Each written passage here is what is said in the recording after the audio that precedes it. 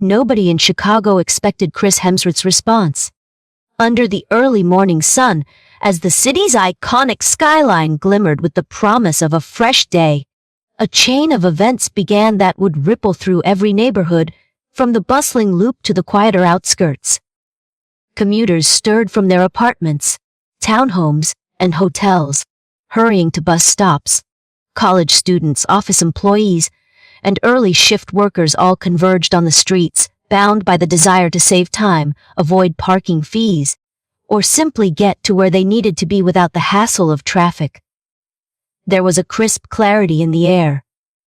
One of those late spring mornings where winter's chill has finally stepped aside, allowing a gentle warmth to seep in. It was the sort of day that promised energy and productivity, a city collectively inhaling in unison before the day's full rush.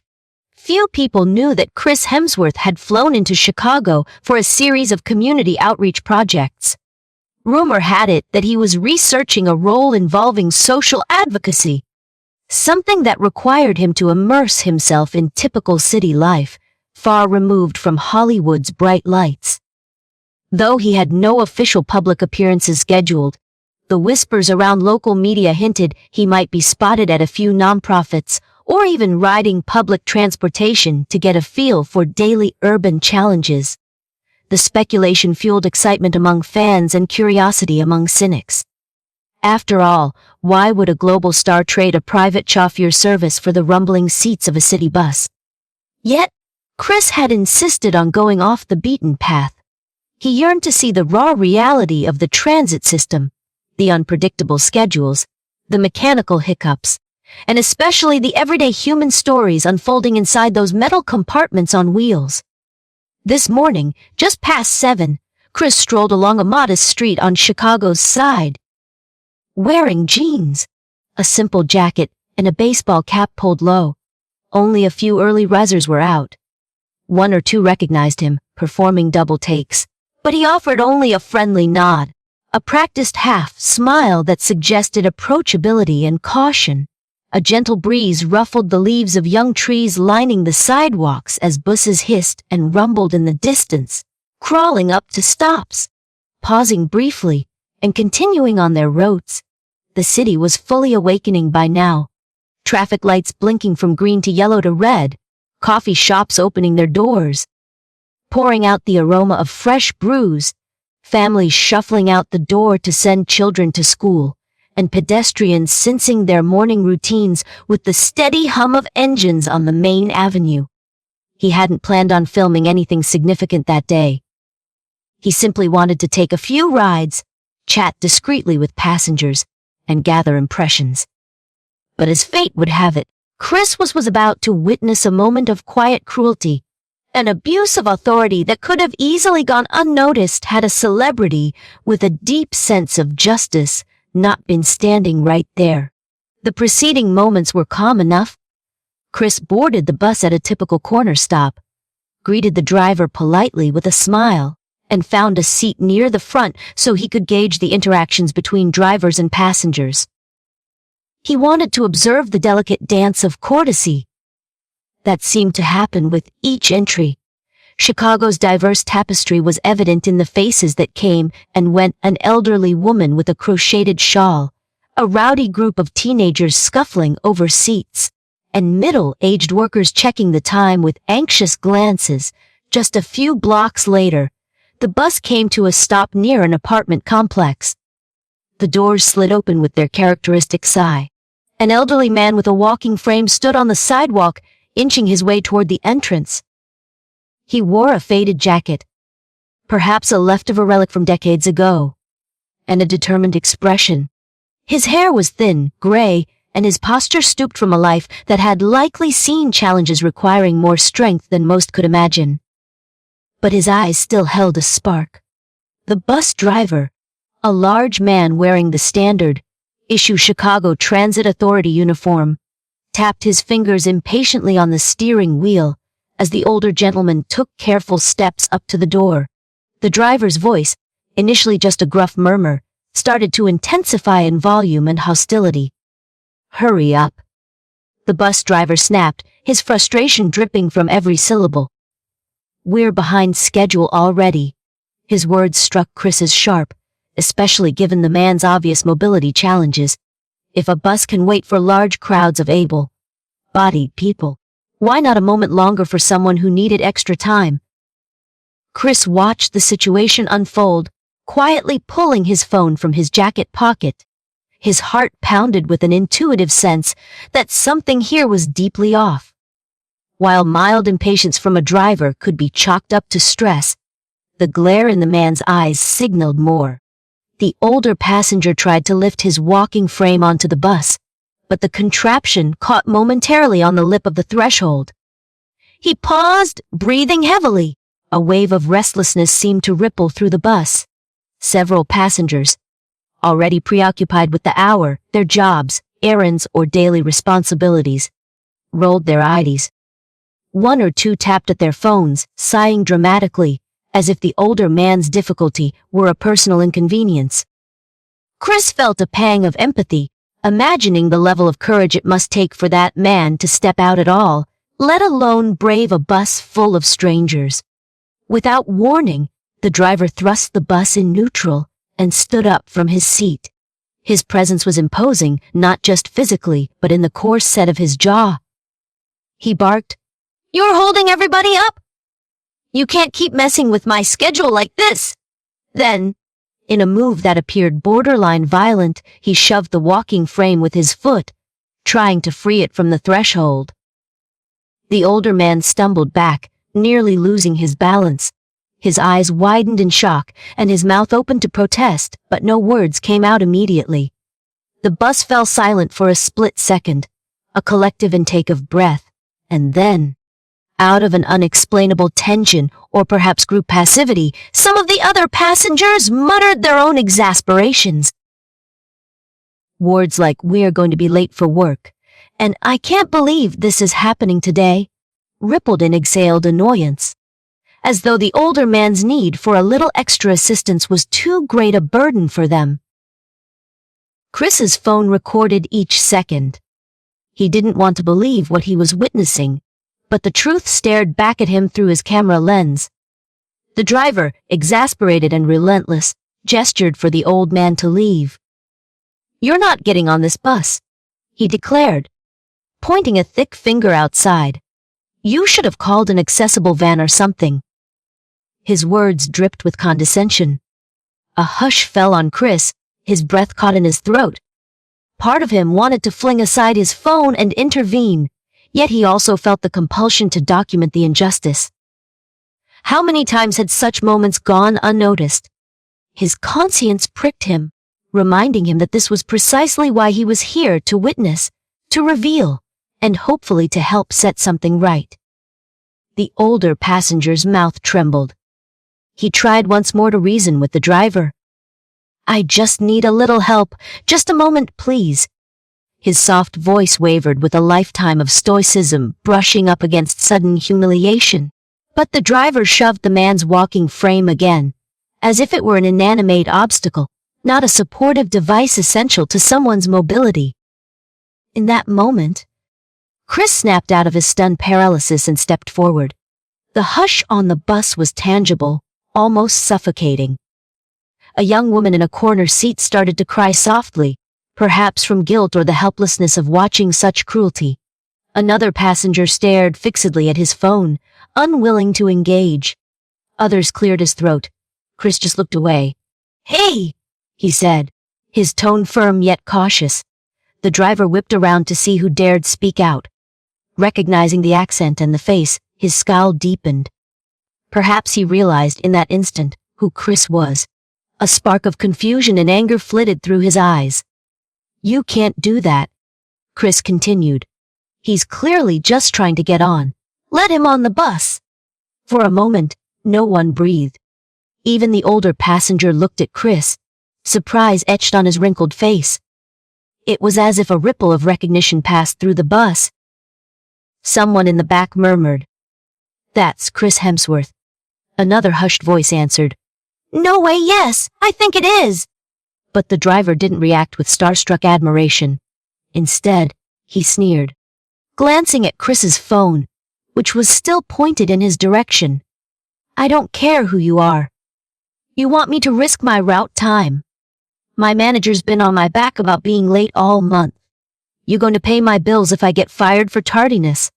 Let him on. Chris insisted quietly. I'll help you. He placed his phone carefully in a side pocket, still subtly capturing the scene, and offered an arm to the older passenger. You can hold on to me and we'll get you on the bus safely. One step at a time. The old man hesitated, eyes flicking between the furious driver and this unexpected celebrity alley. Slowly, he reached out a trembling hand. Before Chris could guide him into the bus, the driver thrust a thick arm between them, as though physically barring the door. The vehemence in the driver's posture was shocking. The older man reeled back, uncertain if he would be forcibly pushed away again. A swirl of anger rose in Chris's chest. This was about more than a bus schedule. It was about fundamental human decency. He had seen enough in his travels. Various sets for films around the world. Humanitarian visits, personal volunteering. That told him certain lines must never be crossed. Look, Chris said, controlling his voice with difficulty. We're talking about maybe an extra minute or two. This man needs to get to his destination. Your job is to provide service, not deny it. The driver's eyes narrowed. And you, Mr. Hollywood, you got no clue how tough it is. Day in, day out, the city cuts corners, the managers push us too hard, the pressure's on me to be on time or face consequences. We're the ones stuck in traffic. We're the ones dealing with all these people who... He glanced around, as if choosing his words. The ones who don't respect how hard we work. Then, turning his animosity back to the older man, he added, and you can't even board properly. Look at you. Find another bus or a specialized service. This route's not for you. Oh, Chris felt his pulse quicken. The driver's words were not only insulting but indicated a deep resentment. A bitterness that likely ran far deeper than this morning's schedule. Perhaps he blamed the system. The city's flawed administration of public transportation, or even his personal misfortunes. Still, none of that justified denying a paying passenger, let alone treating him with cruelty. In a swift motion, Chris resumed full recording, making it clear the video was capturing everything. This is unacceptable. If your managers see this, I don't think they'll be applauding your punctuality. A heavy silence came over the bus. A few passengers looked uneasy, no longer able to ignore the tension.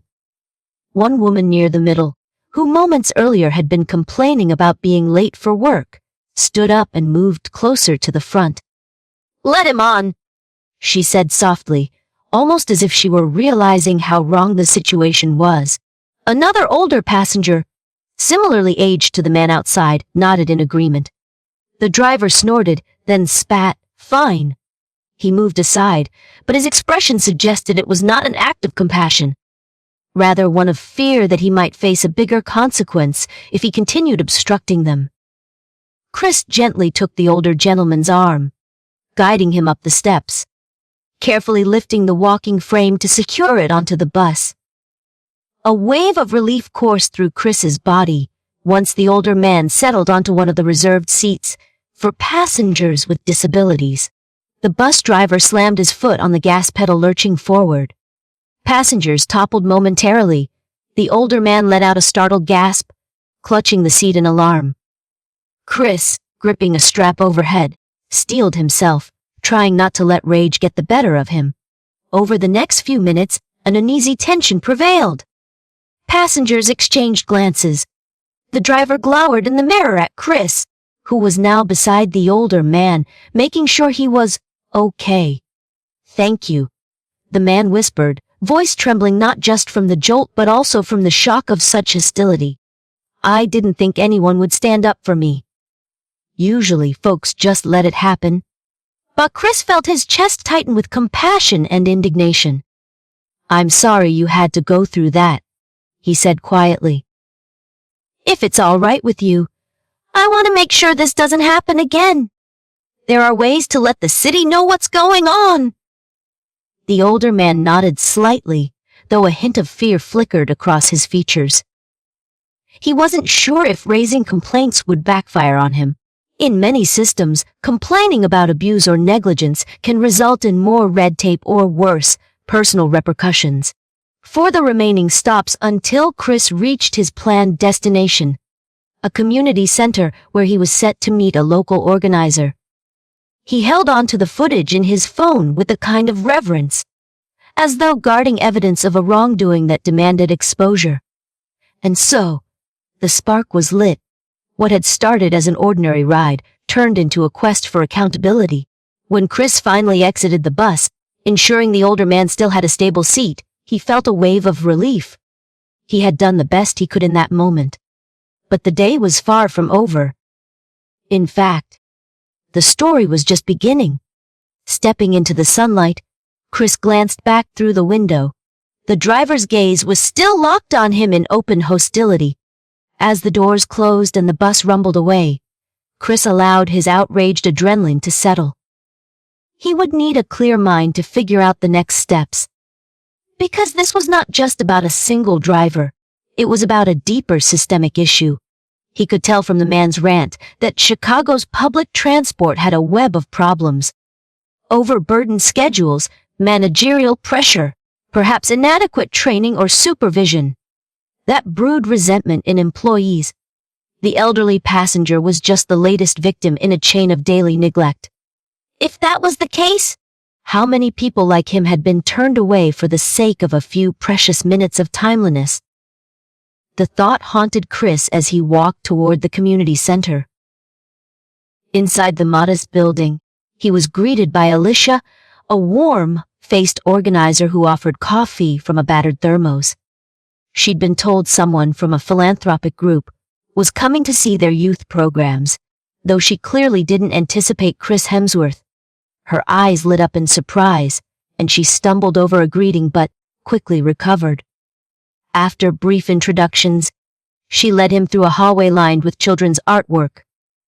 "We're so grateful you could come," she said, beaming. "Our kids are huge fans of your work. Some even dream of Hollywood, and we appreciate that you want to see our real situation here." She paused, noticing Chris's distracted expression. "Is everything all right?" Chris exhaled slowly, deciding whether to dive into the morning's chaos. Then he nodded. "Actually, I just witnessed something disturbing on the bus." An older gentleman, with a walking frame, the driver almost refused to let him board. "It was humiliating, cruel. I recorded the whole thing." Alicia frowned, setting her coffee down on a windowsill. "I'm sorry you saw that, but I'm not surprised. People with mobility issues or disabilities face a tough time on the buses here. Drivers can be rude or impatient, especially if they're behind schedule. I hear complaints, but nobody does anything. The city always claims they're working on improvements, but we never see real change." "This has to stop," Chris said. "There must be a way to hold the driver and the system accountable. I'm prepared to share the footage if it can lead to real reform." Alicia gave him a thoughtful look. "I can introduce you to some local activists, people who've been fighting for accessible transport for years. They've tried petitions, city council meetings, the works. Usually it goes nowhere, but maybe with your influence, maybe with some public attention, we can push the city to act. What do you think?" An electric sense of purpose filled Chris. "Yes, put me in touch. I don't want this to be about me, but if I can amplify their voices, I'll do it." Bah. The conversation pivoted from the youth program to the labyrinth of public transit bureaucracy. Alyssa explained how each department passed the buck, citing budgets, scheduling constraints, and driver shortages. "People have compassion fatigue," she said softly. "They are stressed about their own problems, and so they ignore or even enable cruelty. If it's not happening to them, they move on." Chris nodded, remembering the passengers' varied responses.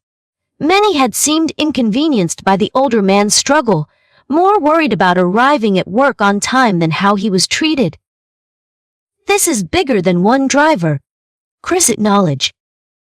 but that doesn't mean the driver should get off free. He made a choice in how he treated someone vulnerable. After wrapping up a quick tour of the community center, Chris joined Alicia in an office lined with file boxes and donated computers. They composed emails to a few advocacy groups, describing the incident and including a snippet of Chris's footage as evidence. The images of the bus driver kicking at the walking frame and the older man recoiling with fear were painfully clear. Alicia pressed send with a determined expression, as though she had launched a flare into the social media sky. "Let's see how the city responds once people see this," she said, but Chris had a lingering worry. Would the older man want to be part of a public campaign? They hadn't even exchanged names. What if exposing his story brought him unwanted attention or emotional stress? The moral dilemma pressed on him. Yet, he also knew that a story without a face might not resonate as powerfully. "I have to find that man," Chris decided out loud. Alyssa nodded. "We can try. This area has a few senior complexes. A volunteer from the center can call around, see if anyone recognizes him from the video. Or we can share a still image on local community boards, asking if he or someone who knows him can contact us. We'll have to be gentle and respectful." Chris thanked her and headed off into the city with a new mission. Though he had originally come to Chicago for a personal, under the radar exploration of social advocacy issues, life had thrust him into a real scenario. Over the next few hours, he connected with local activists, visited a few senior support organizations, and discreetly inquired about an elderly man using a walking frame who might have been humiliated on a public bus that morning. Some recognized the description. There were many in that age bracket with mobility aids, but no one had an exact match. It was a sobering reminder that so many people with similar experiences might be out there, each one carrying a story of indignity or marginalization. Meanwhile, the short clip Alicia had shared quietly began circulating on social media. At first, it appeared on local activist pages. Then a small news outlet picked it up, intrigued by the mention of a Hollywood figure capturing an unsettling incident on a Chicago bus. The video started attracting comments, some outraged, some skeptical, some defensive of the driver. A wave of discussion about Chicago's public transport woes surged through online forums. People recounted their own experiences of feeling mistreated by rude drivers, or of witnessing fights over wheelchair access, or of seeing seniors waiting in the cold because buses wouldn't kneel the ramp for them. Others sympathized with the drivers, highlighting the long hours, the traffic stress, and the insufficient city funding that placed them in near impossible positions. The debate raged on, but one thing was clear: a new spark had ignited, and Chris Hemsworth's name attached to the story cast a brighter spotlight than usual. That afternoon, Chris returned to the community center, hoping Alicia might have an update. The day had grown warmer, the sun high in the sky. Children outside the building were playing ball in a cracked asphalt lot, laughing and running with enviable energy. Stepping indoors, Chris found Alicia leaning over a desk, speaking into her phone. She waved him over, eyebrows raised with cautious excitement. When she hung up, she exclaimed, "Wu found him." "Well," a neighbor recognized him from the image we posted. "He lives in a small apartment near the corner of 53rd and Stony Island." She gave me his name, Mr. Lewis Winston. She said she'd let him know we're concerned and want to help. "That's great news," Chris said, relief washing over him. "Did she say how he's doing?" Alicia nodded. "He was shaken up, apparently, but physically okay. She said he's proud and doesn't like to make a fuss, but she convinced him to meet with us. He'll be here around 4 this afternoon." Chris felt a wave of gratitude, though also a twinge of apprehension. He wondered how Mr. Winston would react to the presence of a celebrity, turning a very personal humiliation into public scrutiny. He hoped the older man would see that the motive was purely to prevent others from facing similar discrimination. After an hour of waiting, Chris saw the front door open. and there was Mr. Winston, stooped but determined, walking frame in front of him. He wore the same faded jacket. A neighbor, a middle-aged woman with gentle features, assisted him. His eyes flicked over to Chris, recognition lighting across his face. "Mr. Winston?" Chris asked, stepping forward and extending a hand. The older man stared at it for a moment, then clasped it firmly. "That's me. My neighbor said you were asking about me. And I know who you are," he said, voice wary but not unkind. "I'm not sure I understand all this fuss." Chris gently guided him to a comfortable chair. Alicia brought water bottles, and the neighbor left with a wave, promising to pick him up later. Once seated, Mr. Winston let out a sigh, scanning the small office. "I've been taking the bus for years," he began, his tone resigned. "I've had my fair share of rude drivers. Maybe not as bad as that fella this morning, but it's not new. I usually just keep my head down. I'm not looking for trouble." Chris nodded. "I understand. You didn't do anything wrong. That driver's behavior was unacceptable. But I want to let you know, a video of the incident is being shared. People are learning what happened. If you'd rather keep your name out of it, we'll respect that. But if you want to help bring about change, maybe we can work together." Mr. Winston looked at his hands, which trembled slightly. His voice, when it came, was calm. "I'm tired of feeling like a burden. People see me with this frame and they think I'm useless or I'm in the way. But you stood up for me, and I'm grateful." He paused, glistening. "If this can stop drivers from treating the next old man the same way, count me in." A gentle wave of relief passed through the room. Alicia offered a small, encouraging smile. From there, they spent the next hour explaining to Mr. Winston how the footage was circulating online, how it might lead to local news coverage, and how the transit authority might be forced to respond. Chris assured him that if at any point he felt overwhelmed or wanted to keep his identity private, they would blur his face or focus on the driver's actions. But Mr. Winston resolved to speak openly. "It's time," he said, mustering a quiet strength. "Let people see who we are and how we get treated." That evening, Chris found himself in a whirlwind of interviews and phone calls. The local station wanted a statement. City officials, alerted to the growing social media storm, released a bland statement about investigating the matter.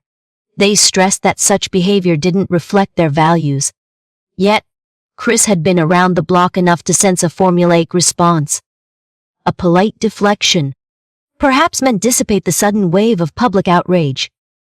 Meanwhile, activists welcomed the spotlight. They arranged a public meeting near City Hall, inviting citizens to discuss their experiences with public transportation mismanagement. Chris was asked to join as a guest speaker, and Miss Winston was tentatively willing to appear if he felt comfortable with the space and the crowd.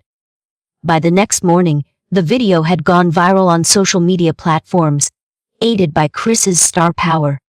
Hashtags about the Stop Transit Abuse and a Dignity Ontibus trended locally. The driver's face was clearly visible in the clip, along with his ID badge number on a lanyard, though the name was partially obscured. Speculation ran rampant. Some local tabloids tried to identify him, though the official transit authority withheld the name pending an internal review. Among the thousands of online comments were a few from bus drivers themselves, chiming in to say they were horrified by what they saw, and that it gave a bad name to the profession.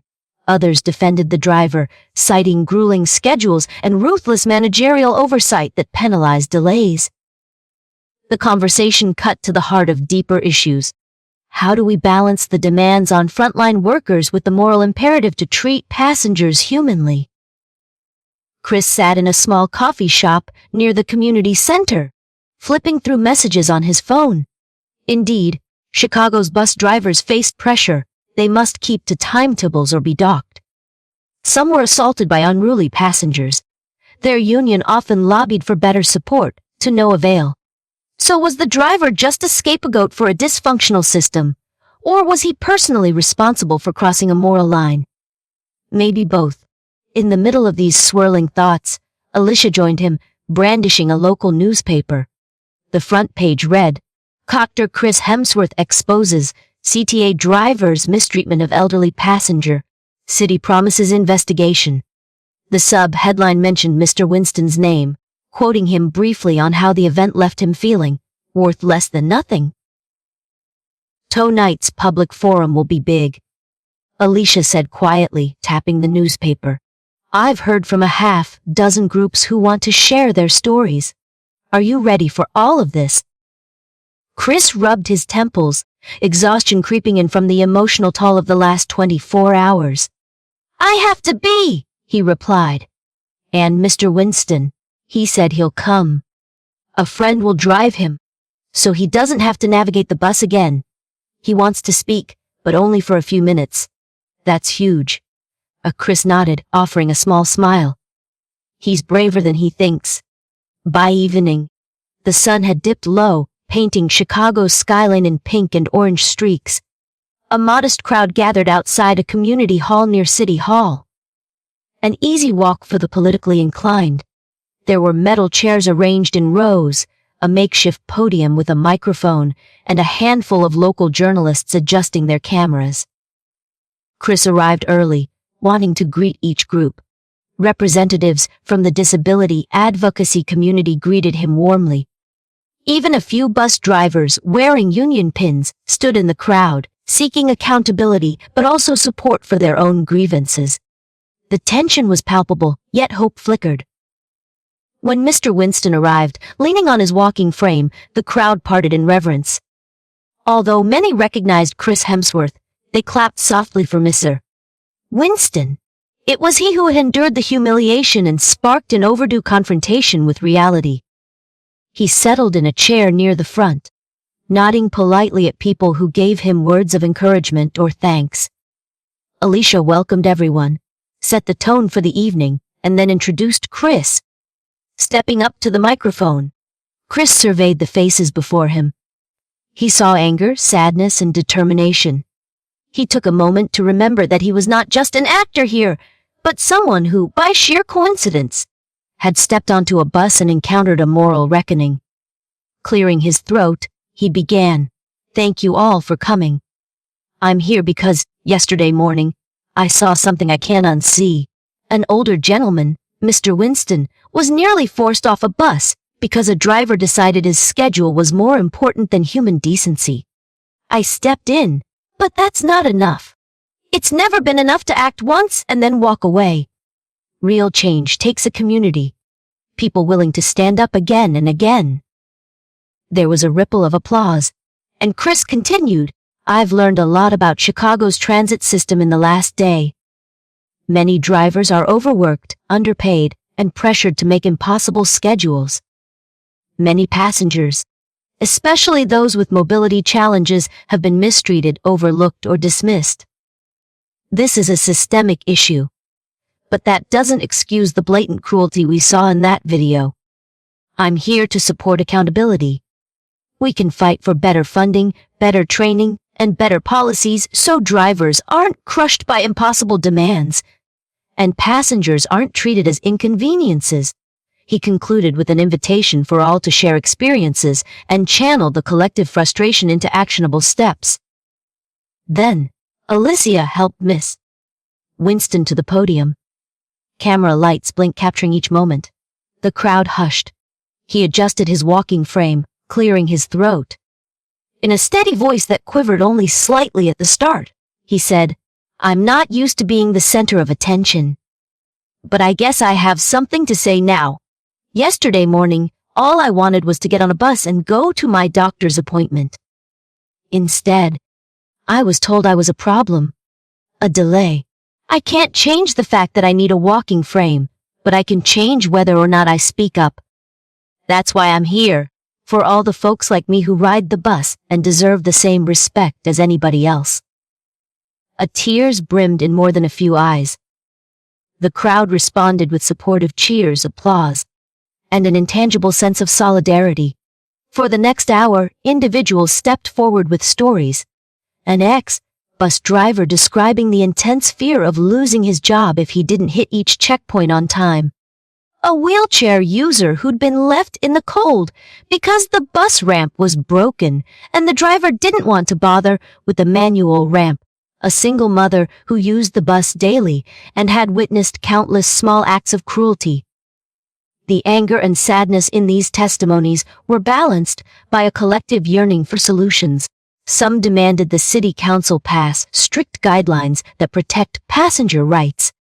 Others insisted on better scheduling frameworks that wouldn't penalize drivers for being a few minutes late to help a disabled rider. A group called for mandatory sensitivity training. Local news cameras rolled, capturing every impassioned plea. And for once, it seemed like something more than empty talk could emerge. A city council member, drawn by the media coverage, stood in the back of the hall. He quietly observed, seeing firsthand the depth of frustration. Eventually, the council member stepped forward, introducing himself. He promised to hold a special hearing, inviting bus drivers, union reps, city officials, and passenger advocacy groups. While many were skeptical, it was a start. Chris recognized the man's caution, but saw in his eyes a flicker of genuine concern. Sometimes, public pressure can push officials to do more than they otherwise would. The meeting ended on a note of cautious optimism. People lingered, exchanging contact information and ideas for further rallies, workshops, or proposals to the transit authority. Mr.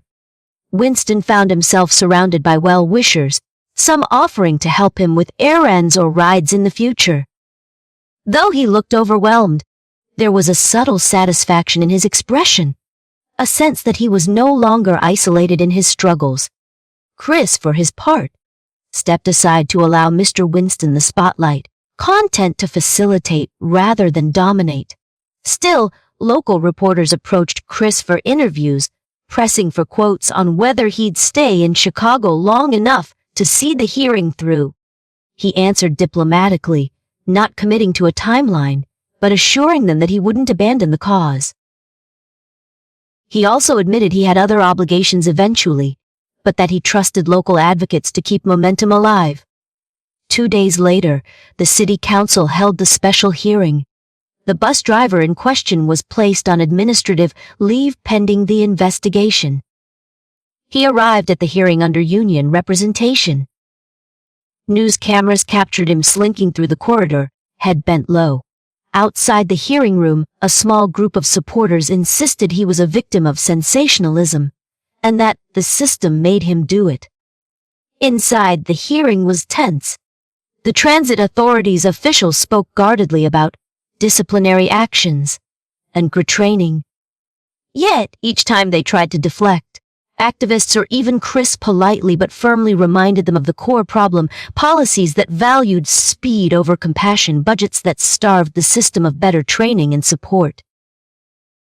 Miss Winston watched from a front row seat. He listened, eyes tired but resolute. When he was asked to testify, he addressed the officials directly.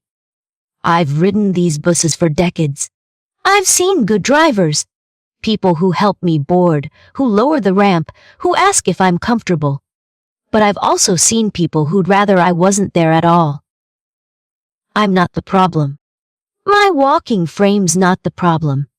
The problem is you've set up a system where folks like that driver think it's okay, or even necessary, to kick me off a bus. That has to change." The weight of his statement lingered.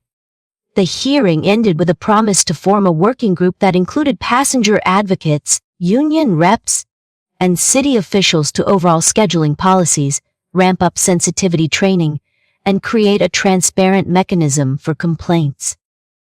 None of it was guaranteed to fix everything overnight, but the momentum was undeniable. Over the next few weeks, Chris stayed in Chicago longer than planned. He attended a handful of organizational meetings, gave interviews highlighting the structural issues, and spoke about how everyone, from celebrities to local citizens, had a role to play in shaping public services. The video continued to fuel debates online. While some argued about the driver's predicament, the broader consensus was that no job stress, justified harming a vulnerable passenger. Eventually, the bus driver was officially dismissed, with an added note that he might be rehired after completing a comprehensive retraining and psychological evaluation. This outcome sparked further debate, with some calling it too harsh, others calling it insufficient. However, the City Council's new working group pressed onward, forging revised guidelines that required real-time driver support, so they wouldn't feel they had to choose between humiliating a passenger and risking discipline for a slight delay. News of these changes made headlines. Chicago moves toward transit reform in wake of viral video. While the media's attention would inevitably shift to some new controversy or crisis, the seeds of reform had been planted. Mr. Winston's face, once an anonymous figure in the city's daily shuffle, had become a reminder that real people with real needs could no longer be ignored. One afternoon, Chris visited Mr. Winston's apartment. It was a humble place, tidy despite the constraints of limited mobility. They sat down for tea, chatting about Mr. Winston's life. His time working as a factory foreman, his late wife, his grown children who lived in other states. And how, for the first time in a long time, he felt like someone had truly seen him, valued him. "You stuck your neck out for me, Miss," Winston said, cradling a teacup in weathered hands. "I appreciate that. And not just for me, but for everyone else who deals with this kind of thing." Chris responded with a modest shrug, repeating that he'd only done what was right. But a deep contentment settled between them, an understanding that each of their lives had been altered by that fateful bus ride. A few days later, as Chris prepared to leave Chicago for his next professional commitment, local news stations asked if he had a final comment. Standing on the steps of the community center, he smiled gently and said, "This isn't about me. I'm just glad I could help shine a light on an issue that needed addressing. Mr. Winston and the people of Chicago have shown so much strength. Keep holding your leaders accountable, keep pushing for change, and never let someone tell you that you don't belong on a bus or anywhere else." He waved goodbye, and though some in the crowd snapped photos or reached for autographs, the focus remained on the cause. Alicia, standing in the doorway, gave him a heartfelt nod of gratitude. She and the other advocates would keep the fight going. The city, too, though never perfect, had taken a step forward. And for all those who once felt dismissed or powerless, it was a victory not just for one passenger, but for every vulnerable person who needed the bus to get to the grocery store, a doctor's appointment, or simply to feel connected to the world. In the months that followed, Chicago's Transit Authority rolled out pilot programs that adjusted schedules to allow more cushion time for boarding assistance. Training sessions emphasized empathy, not just rule enforcement. Some drivers resisted, but many embraced the chance to serve their communities in a more humane way. Complaints still arose. No system is fixed overnight, but the climate shifted. People like Mr. Winston had new tools to speak up, and driver frustrations were channeled into constructive dialogue rather than acts of aggression. Word spread to other cities. Activists in New York, Los Angeles, and even smaller towns cited the Chicago story, urging their own transportation departments to follow suit. Meanwhile, Chris, half a world away on another film set, received updates from Alicia. Each message filled him with hope. She even forwarded a news clip featuring Mr. Winston, who had become an unexpected spokesperson for senior and disability rights on public transit. His once tremulous voice grew in conviction as he stood in front of cameras and crowds, reminding the public that accessibility wasn't a luxury but a right.